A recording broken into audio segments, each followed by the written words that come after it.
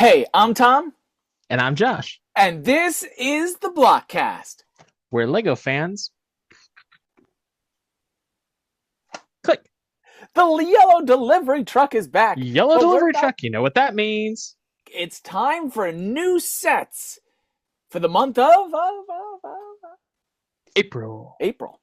So we have a new delivery into right here at the Blockcast. We are going to be talking about the April sets, not all of them, because we're just probably going to have to talk about 19 Formula One race cars, and we don't have time for that, even though the only difference is the stickers. And I know, for those of you that enjoy them, some pieces are different. I give you that. But we're here to talk about the other ones, the ones you can't Mhm. find at Costco, The like big the yellow ones. delivery truck. Today we're going to talk about our favorites in the month of April. There's not a lot of them, but we wanted to focus more of our attention on what our thoughts were for these specific sets. Let me go ahead and get that shared so we can take a look and see what I'm looking at so you can see it as well.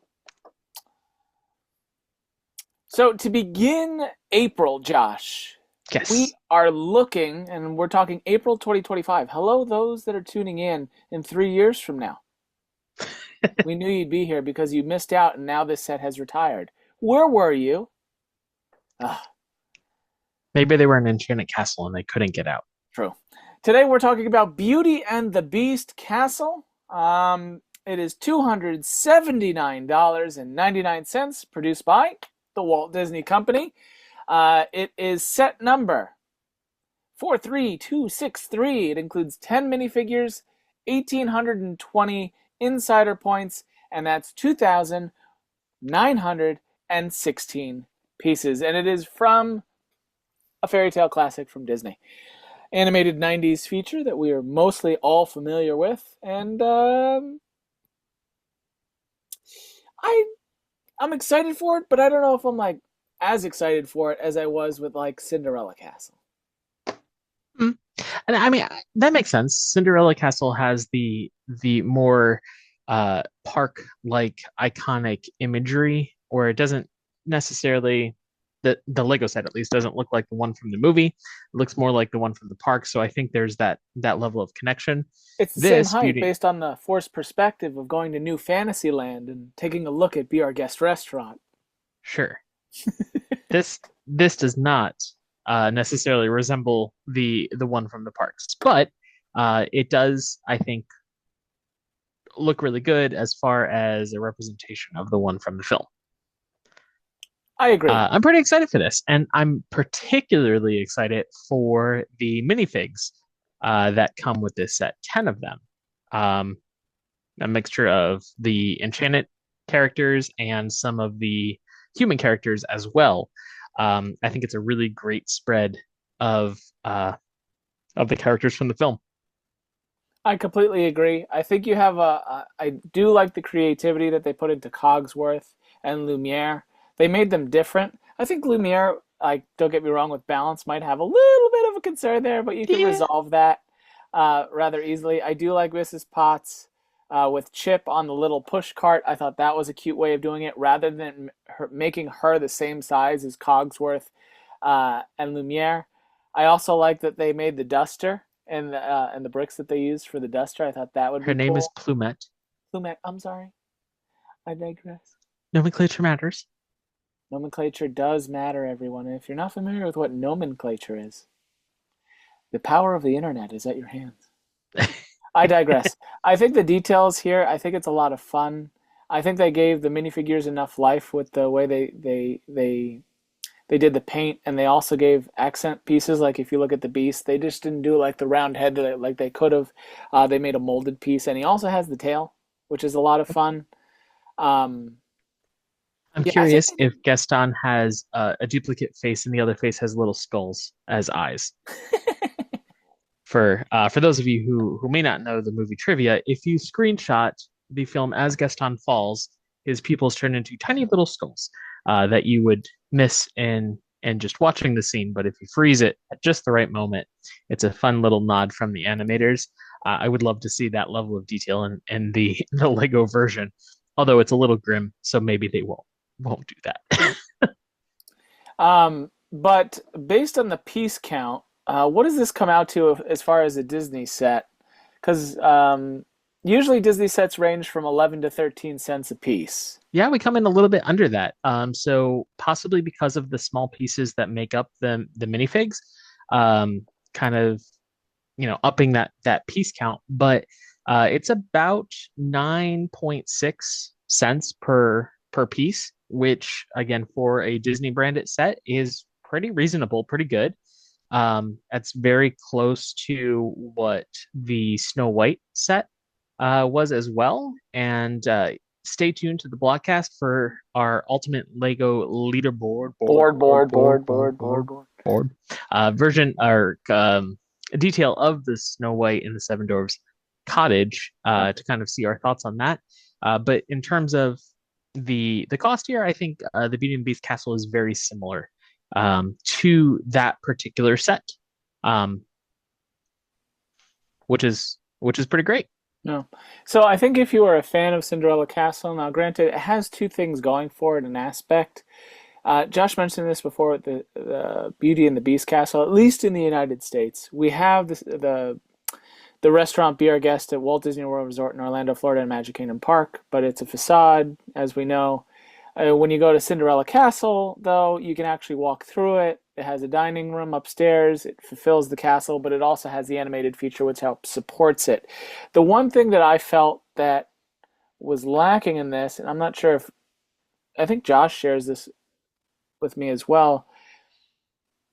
I don't know if they really did a decent job of promoting this set per se. Now, granted, like Tokyo Disneyland has a Beauty and the Beast themed attraction now, which pretty much is the castle. So I can see them selling it out there. But Magic Kingdom Park in Orlando actually sold Cinderella Castle on shelves in the Emporium. So you could actually buy the castle while looking at the castle. And that's my favorite thing. Like you see it, go buy it because it's like right there. You don't have to go all the way to Mhm. the Lego store. And I just have a feeling that this won't get the same appreciation as that set did. Does that sound weird, Josh? No, and what's also a little bit unusual about this is the 35th anniversary of the movie is next year, 2026, because it released in 91. So we're seeing this set release in not a special year, not unlike the Lion King set, which released for the Lion King's 30th anniversary last year. This is coming out without the hype of a re-release or anything to kind of market it. There's no Beauty and the Beast project currently in the works or planned or anything like that to kind of time the set with. Now, granted, it's a tale as old as time. So, hey, I like the stove in the back. That's the first I've seen that. That's a fun. My Maybe that's favorite an is the 11th globe in the hidden upper right-hand minifig. corner. uh, and wardrobe, of course. So there's some other fun details and characters hidden throughout this. So that's pretty cool. But anyway, going back to the marketing of it, I feel like it hasn't necessarily been there. I feel like they haven't pushed this like some of the other sets that we've seen. It kind of quietly was announced and quietly hit the shelves. Um, so I think that's a little interesting. Now, granted, Beauty and the Beast is probably one of the most well-known Disney animated features. It's definitely up there. It is the first to have been nominated for Best Picture at the Academy Awards. So, on its own merit, people will at least know the brand, know the story, know the characters. And the Um, animated and the live action both did well. yes. So there's definitely a demand for it. But do those fans know that it's out? I think it's with if you look and we talked about this when we talked about the new Lilo and Stitch set that came out back in March. Um, if you notice, Disney is releasing these sets ahead of the film, maybe to get that resurgence. I didn't really understand it. I like when you release it in tangent with Mhm. the product. Why not wait for the 35th? But it's the idea that if they're planning on leaving this on shelves, Cinderella Castle was on shelves for way longer than 2.5 years, and it Yeah. continuously sold. And I think it then they re-released it with different coloring. I think a pink and purple coloring to match the 50th anniversary castle. but in the original still one sold. Um, so I think this will have its resurgence. It's the idea that more than likely Disney will have a celebration in terms of re-release or remaster or 4K, something with the animated feature. Mhm. You also have Disneyland's 70th anniversary as well, so you can see this on shelves probably at Disneyland, guaranteed. They have a good relationship with Lego, so you can see people wanting to go in, get a nice souvenir, and this is one, especially if you're also a Lego fan. So it goes in tandem and in hand with that. But it Um, just seems a little strange that that they would release it this a year early, yeah, and then that prevents them from being able to throw 35th anniversary on the box. Like when exactly. Simba released, it said 30 years with the Lion King font and that sort of thing, as kind of just as a general marketing thing.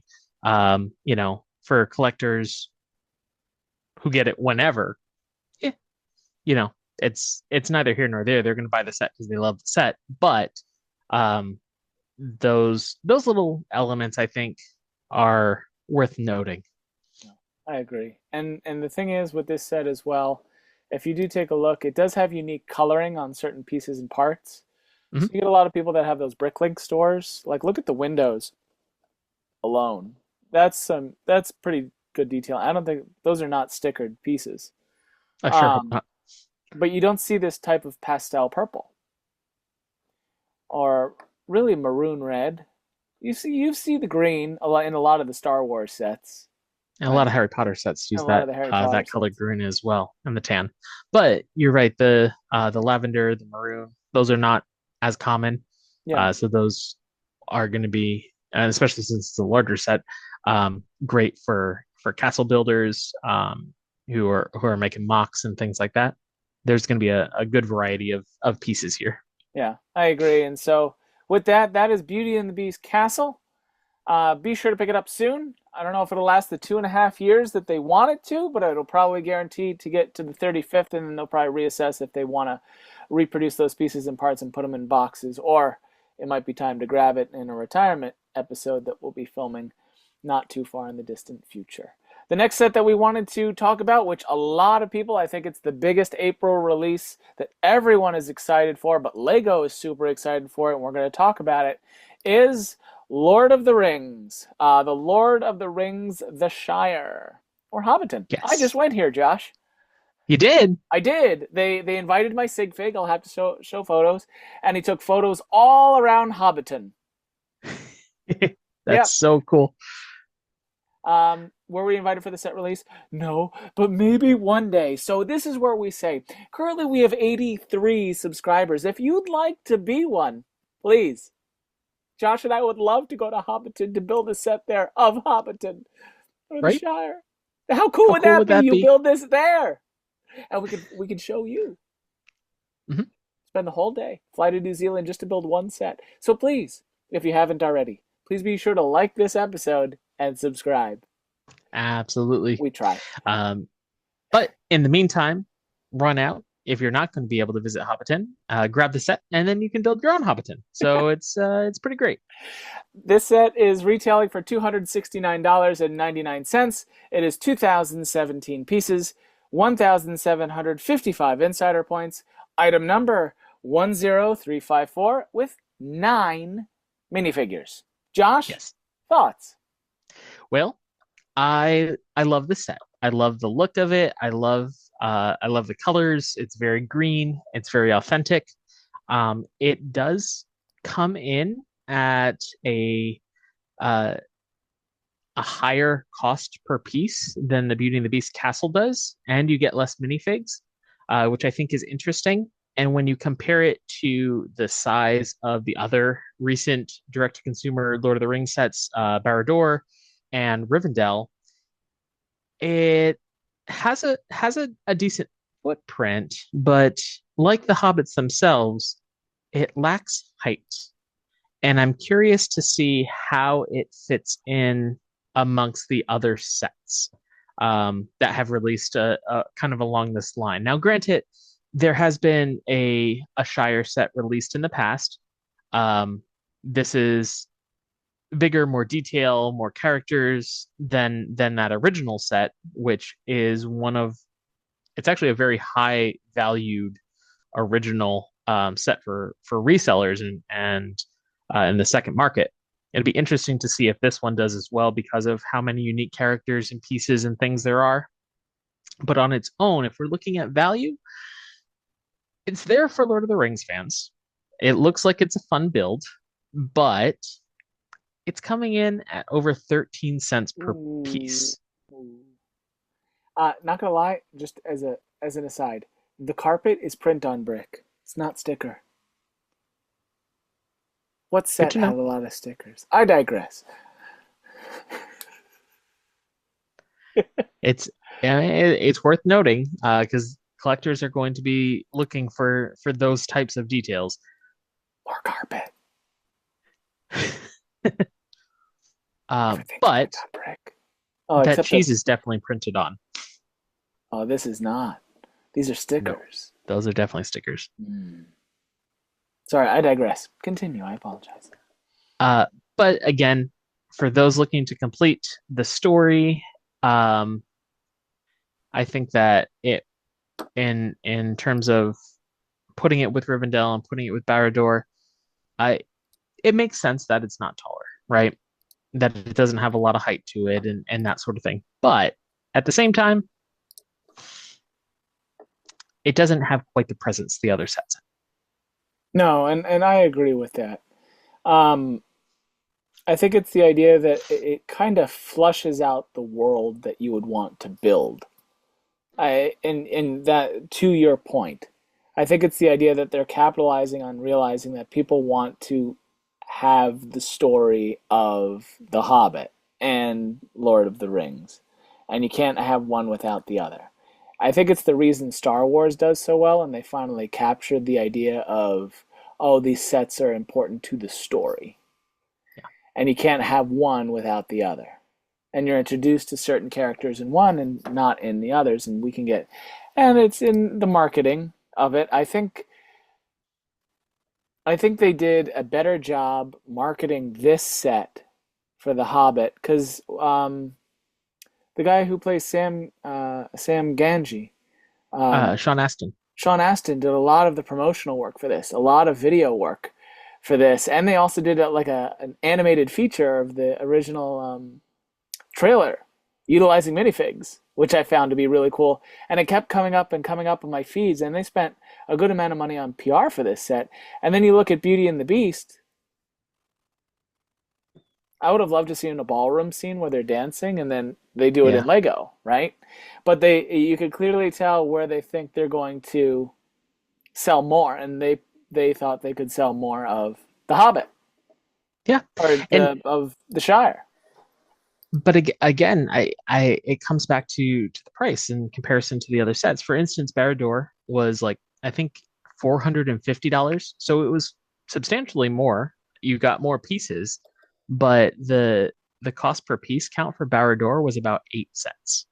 Oh So wow. we are seeing like a 5 cent per brick increase in cost for this one. And though I think this will be like an absolute must buy for Lord of the Rings fans, maybe more casual people or people who are looking for, you know, unique elements and things Because I might pass mean, this up. So it needs that marketing push. true, where it lacks on the inside, it's the idea of collectability more than it is itself. Like if you were to release this first before you had released the other two, Mhm. it might not have sold as well. Right. So in a lot of these sets, more than likely, they've probably completed a lot of them, and there's a release schedule, because that could also play into it as well. Because you're absolutely right. If you take a look at the interior of this, it's detailed, but it could be flushed out a little bit, right? Mhm. Like if we look at a lot of the interiors, like there's details, and this is us being picky, but you could have more detail, you know. Yeah. I think the exterior is done very well. There's a lot of unique pieces. Like I like how they, instead of using plastic pieces, that they went back to the like tent that I remember from like the 90s. With the detailing on that, you have the Bilbo Baggins sign. I think there's enough detailing on the outside that also attributes to the higher cost. I think the Do printing you on think the. there should be more color in the grass, some variations I of think I green? think there should be more floral in the greenery. Okay. And this is You've just, been you're there, like, so I'm oh, I've curious been what. there. I think when you go, it looks like this, but there is a lot more floral to Hobbiton, a lot more vegetation. There is greenery, but you know how you could add those grass pieces, the three little grass pieces without the flowers here? I think there's one on the interior of the house that I can use it as an example here. This one. Mhm. So when you take the flowers off and it just looks like grass, I think you could have added more detail on the side of the house itself. Like they tried with the flowers here, but I wish they added more. Like this is too much open, and this is us being picky. There's too much open space. Yeah. So I think And you could have added. where's the car? Where's the automobile driving through the background? Like people want authenticity. But I do love this was filmed in New Zealand, of course, which Mhm. is close on a, to Australia, on a sheep farm. where one of the most common weapons, if you will, is a boomerang. Um, Check that fence. That is made out of a bunch of Lego boomerang Hey, pieces. we got to plug Boomerang Bill here. Yes. Boomerang Bill Boomerang is, Bill yeah. is one of our latest audience members to join our virtual studio audience. He's safely seated in his seat right now. But Boomerang Bill is part of our virtual studio audience. And for those of you who don't know, our virtual studio audience is could be you. If you Mhm. subscribe to YouTube, let us know. We'll give you a choice of minifig. We'll add you to our audience. Come up with a little story for why you're there. And yeah, so there's our shameless plug. Yeah. So subscribe and we'll give you a minifig to choose and you get to make the story and we'll feature it on Instagram and or here. But about this set, I think it's done well. I think they're the reason they're charging more is they know they can get more. Mhm. I don't think it'll sit on shelves for a full 2 years because they want that exclusivity. Because there's other Lord of the Rings sets that are coming. We don't know what they are. We haven't been told anything. But just like with Disney, you take one off, you put one on. And for every one that they take off, they can put a new one on. I So hope imagine Helm's Deep is coming. like you could have battle scenes. There's so much to do with the Lord of the Rings that if you are a fan, I think this will sell well. Is there a lot of exclusive pieces and parts in terms of reselling? Not necessarily. It's a lot of green. I could see the tent and the signage and the minifigs, you know. But in terms of regular pieces, not as much. It's a lot of floral green. There's not too many unique colors. You have the trim around the windows, which is, I believe, print on brick, which is cool. Um, but for me, if you are a fan, I think it's done well. Is it Yes, I agree. expensive? Yes.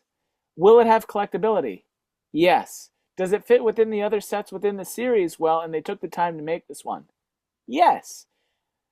Um, so I think if it was to retire, it's going to gain value.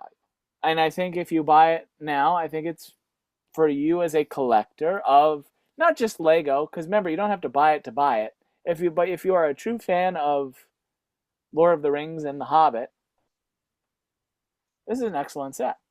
Yeah, and speaking of collecting, if you are going to get it, definitely would recommend that you get it right away because those who purchase the Lord of the Rings, The Shire, also get a gift with purchase that's tied into the release. So it is the Lord of the Rings Smeagol and Deagle set. So this gift with purchase will come with it. Usually that's in the first week or so, first 2 weeks after release, or how long they last. But these are two new minifigs. So there's collectability there. It's a cute little set. It kind of fits along with the story. It doesn't quite fit necessarily to the scale, but again, the fans are going to want this for the characters and for the storytelling. You know, if you're setting up your montage of scenes and things like that, um, if you're going to get the Shire, you might as well get it early so that you get this extra one along with it. Yeah. So that's what we think of Lord of the Rings. Be sure to go out and get that. And to be honest, I think Josh is right. I think it'll be very popular at the beginning. It'll have its lull, and then it'll retire. Mhm. The next set we are talking about today, and the final set we are talking about today. Yes, we only have three, but we wanted to make sure that we spent time talking about them because we really think that these are the top three of April 2025. Is the River Steamboat. I think the Yes. detailing on this is like the Endurance. I think they did a really, really nice job. To give you a little bit of detail, it is $329.99. It is part of the Ideas series. 4,090 pieces, 2,145 insider points, set number 21356. So this set is probably the set that I am most excited for April. I think it looks amazing from any angle. As we have established here on the Blockcast, I am a boat guy. I am still waiting, though, for that cruise ship set to come out. I have the Endurance. I have, various pirate ships. This riverboat, obviously, but I need a cruise ship. But as it is, as a riverboat, as a steamship, this thing looks phenomenal. It comes in at around 8 cents per piece. So for as far as the value, it is more, but you're getting more for it. And it is clear just looking at it how every piece goes into giving this an authentic look. And it's modular. So you can break out the different pieces and to access the different areas of the ship. So even more so than we saw with the Endurance. There is some playability here. It doesn't quite fit to minifig scale, but it has spaces for minifigs to go, which I think is really cool. That's the one thing that gets me. I love the detail and everything that they had put into this. The staircase kind of also reminds me of the Twilight set, and as you mentioned, with playability, you can do a lot with this. Yes. And I'm going to go back to theme parks again. If you are familiar with Disneyland or Walt Disney World, the riverboat, the steamship is significant to those parks. Granted, we'll see what happens in Florida. Um, this would be an excellent port that you could add to a mock if you were building a theme park, right? Mhm. But it's the idea that it's just small enough that the minifigs feel a little bit out of scale. I'm not saying a lot, but to me, I think I would have. It's again value per piece and how they have to build it and market it. It's two different teams that are working together because you can have imagination, but somebody has to pay for it, right? You have to Um, get the Shire set first, so that way it's the minifigs with the little feet, so it fits. but I think the thing is that if you are a fan of this style, I think this is a great collector piece for you. There's a lot of detail in it, a lot of stickers, as we can see these photos are showing us. But the cool thing is that they added the mechanics of the ship, so you can actually turn the paddle wheel in the back. Um, the size, I think, is just right. I like the little, I don't know what they call them. There's an official name for them, but the banners on the outside, I thought that was very well done as well. I think the Mhm. detailing is just really well done. And overall, I think it's worth what you'd pay for it if you are a fan of this style of ship. Definitely. Tom, do you think it floats? Oh, floatability. If you're unfamiliar with us here at the Blockcast, I believe everything that is in the shape of a ship should be able to be put in the bathtub and float. And and this is what I was going to mention as well. I think it's too narrow and top heavy. I think Mhm. it'll sit and go, it'll float, but it'll before it floats. We have to do a segment where we test that theory. We get all the ships and just put them in a bathtub. Episode for the future. But yeah, I think it's very well done. I think if you're a fan of the riverboat at Disneyland, I think if you're a fan of the riverboat at Walt Disney World, I think if you're a fan Of riverboats in general. of riverboats in general, whether it be upstate in New York at Lake George, or if you're down in Louisiana where they still utilize them, I think this is an excellent, and correct me if I'm wrong anywhere else. I don't really know much more. I think Mississippi still uses them. I think the stacks are a little bit thin, but that's me being picky. Um, but I think it's done well. The only thing that I could have seen a little bit better, instead of using the plastic flags, like a cloth flag, Mm, like the ones that slide onto the pole that they use in a lot of night sets. I think that would have been yeah. a nice touch too. But Yeah, I that's think me so. being like extra picky. I think this is going to be a great display piece. I think this is a set that you're going to see at Barnes and Nobles for the long term, or at the airport Lego store. Um, Interesting thought. Okay. but I don't know how long you would see it at like Target, Walmart. I think it would be there, but I don't think it'd be there for long. I think it'd be in the other kind of retailers because it would fit like the vibe of what's going for it. Yeah. Um, but yeah, in terms of resellability, I don't. The set itself, yes. The pieces and parts, if you parted it out, no. Plain as And day. there's of course value with it being part of the Ideas brand. So we've talked at length before about how ideas work and that sort of thing. Um, they do tend to have a little bit of a higher resale value once they retire, because they are fan designed essentially. So there's value to that. So I think there could be, but it'll be interesting to see how this performs, without having a specific storyline like the Endurance did or that sort of thing. But just on its overall design, appearance, and everything, this is the set that I'm most excited to pick up this month. No. So with that, those are the top three sets in our opinion as to what is coming out this month. I think the one that got the most amount of hype is Lord of the Rings. For sure. To be honest, out of all of them, this is probably my favorite, just because I had just gone and they captured it just right, and it's done really well. I think I'd You put the went there river. and back again?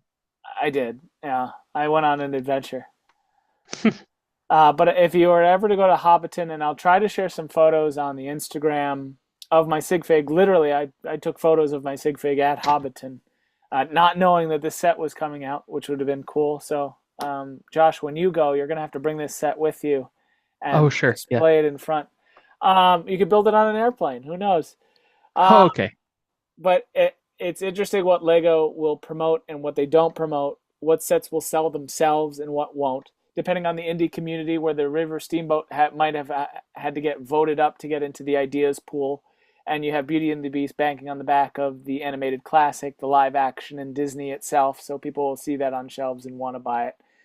Lord of the Rings itself can sell itself, but Lego really wanted to make sure that this is the I would say the pillar of, you have Star Wars, you have Marvel, you have now you have Nintendo coming up with Mario and different sets for that, and now I think they see Lord of the Rings as a pillar that they're going to be building on for the next 2 to 3 years, Yes. and people wanting to collect that because Star Wars right now is like holding the whole load.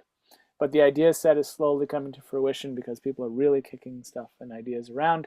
So, with that, that is April 2025.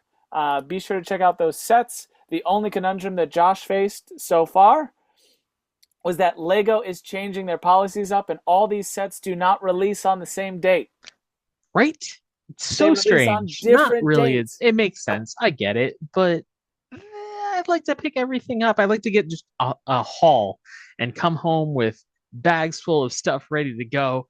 And like, yeah, I got April out of the way. But no, I have to go to the Lego store 3 different days to pick up these 3 different sets. It creates less chaos. And think about it. If it was the F1 cars, 26 days of the month you had to go. I'm kidding. Kidding, people. Kidding. Kidding. Um, but yeah, so Lego is changing their approach to how people are picking up sets. I think it makes sense from the consumer standpoint: less crowded stores, less chaos, no line when you have to enter, but more than likely there's probably going to be a line depending on the set. So know that they're also changing that. Keep an eye on that all these sets don't release on the same date, and make sure you go appropriately, not going thinking that it's there and it won't be. So be sure to check your dates before you go now. With that, Josh, tell them what they need to do. Tell us what sets you're most excited for. Are you excited for the Shire? Are you looking for a fairy tale castle? Or are you perhaps going to take a ride down the River Steamboat? Let us know in the comments. Let us know if there's other sets that we did not talk about. Are you excited for the Lego backpack set? Maybe. Maybe you do. Maybe you don't. I don't know. But you'll have to tell us in the comments below. Make sure you like, subscribe. We add you to our studio audience here behind me. There. Come up with story. Maybe you could be Boomerang Bill's long lost brother. Wallaby Wallace. I don't know. But either way, engage with us. Let us know what you like. Let us know what you don't like. And as always, stay tuned to the Blockcast for some exciting things coming up. Yes, and please don't forget to subscribe. With that, Yes. My name's Tom. I'm Josh. And you have been enjoying the Blockcast. We're Lego fans. Click. Have a great one, everybody. Bye.